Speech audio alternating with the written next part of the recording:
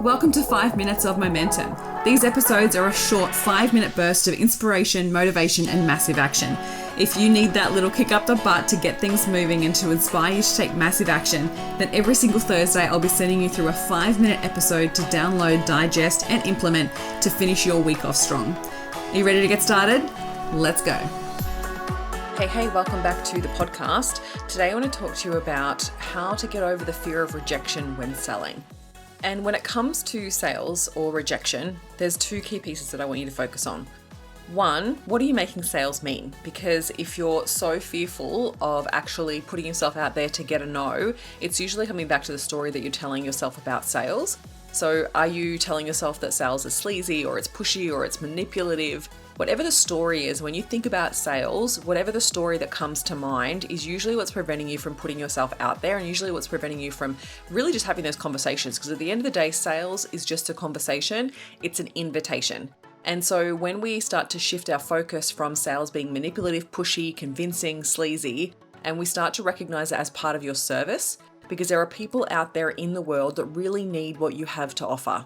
They really do. And if you're not allowing yourself to be an option by letting them know it's an opportunity to work with you, then you're leaving them in the lurch. Like you're leaving them to stay stuck where they are instead of creating an opportunity where you can invite them to buy. You're not forcing them, you're not manipulating them. And when we're coming from that place, we can recognize that it's okay for us to get a couple of no's. It's okay for us to put ourselves out there to be an option for our ideal clients to be like, yeah, actually, I would like to work with you. Because the majority of the time, the people who are willing to put themselves out there and face the rejection are usually the ones that are getting the sales.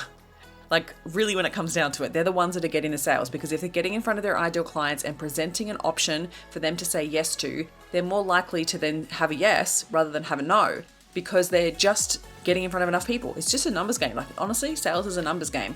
So there's that key piece. So what's the story you're telling yourself about sales? And then the secondary side to it is the rejection piece. So sometimes if we have a lot of pain from rejection in the past, we need to actually heal that wound so then we don't get triggered and get caught up in the fear of being said no to, and allow ourselves to hold space for the client and hold space for the person to be supported through the decision-making process so they have an opportunity to say yes. And really, we need to come back to the place of the no has actually got nothing to do with you. They're not saying no to you. They're saying no to the offer, right? Whatever you're presenting them, they're saying no to the offer. And we shift our focus to that. We can recognize that, hey, there's something there that I can change, or I want to be curious and allow myself to find out, like, what is it about that offer is not the right fit for them? Because we can adjust the offer, and the more no's that you get, the more we want to be even more curious, because there has to be something that's not working, that's not meeting the criteria for the ideal client, that is not speaking to the solution or speaking to the problem they're experiencing that they really want. And so we might be really focused on the wrong thing. And so we're presenting this offer and the client's, well, that's actually not what I need, right? So we need to know what that is in order for us to make it better. So it's an absolute yes from our ideal clients. So it's not about you. We need to make sure that we hold space and stay present, because majority of the time, no's are just a not yet, right? Because if they're already getting on a call with you and they're already having a conversation with you and you're not forcing and pushing that sales conversation on them, right? It's not like you're coming from a place of not telling them this is a sales call, right?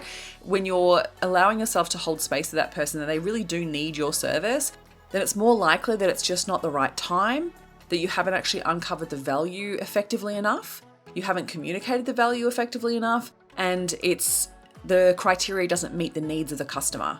So we've got to go back to the drawing board and go, what is it about my offer? Now, sometimes a no is a redirect, and so it's not a bad thing. And so when we make the rejection about ourselves personally, that's where it becomes really hard to face more rejection. Whereas if we recognize that it's just a numbers game, and the more no's I get, I'm getting closer to a yes, and that I need to be an option. I need to be in front of the right ideal clients in order for me to be an option for people to say yes to. So if they don't know you exist, if they don't know that you have this service, then you're more likely to not be ever said yes to, right? You're the best kept secret in the world. So we need to allow ourselves to look at it from two different sides. One, be an option. Just be an option. Let more people see that you have this service available and make more offers within the world.